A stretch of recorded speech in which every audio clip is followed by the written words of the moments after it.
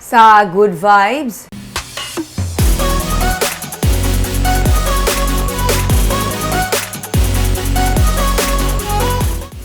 ginlunsar sa Rotary Club of Bacolod ang patahum-tahum design para sa Center Island sang Bacolod.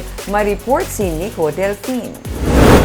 Kalabanan sa mga Median Island nga makita sa Bacolod ang nagakaguba na kagang iban, ginahimo na lang nga halabuyan sang basura. Pila lamang ini sa mga kabangdanan nga ginlunsar sang Rotary Club of Bacolod kag katapo sang United Architects of the Philippines Bacolod Azucar chapter ang Median Island Design Contest. That our road Median Island needs rehabilitation because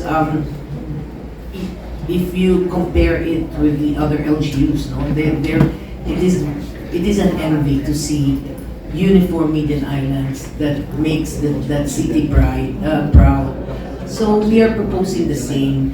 What will happen is mostly the city government will actually fund this project.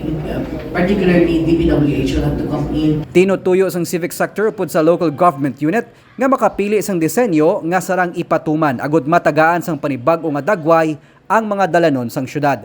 Ginahaylo man nila ang suporta sa iban pa nga mga organization upod sa kabaranggayan para sa pag-maintain sang igatukod nga Median Island projects. Islands are being used as dumping ground or sites of garbage, especially sa Tindalo and Dara Avenue. Grabe dyan higbo. And some Median Islands are following. Ratan yung putangan na nila ang garbage sa Median Island, which will not speak well of our city. And we know the thrust of our mayor is to clean up and to make changes. It's really nice to have a uniform look for all the Median Islands. So as soon as we select the design, then construction will start.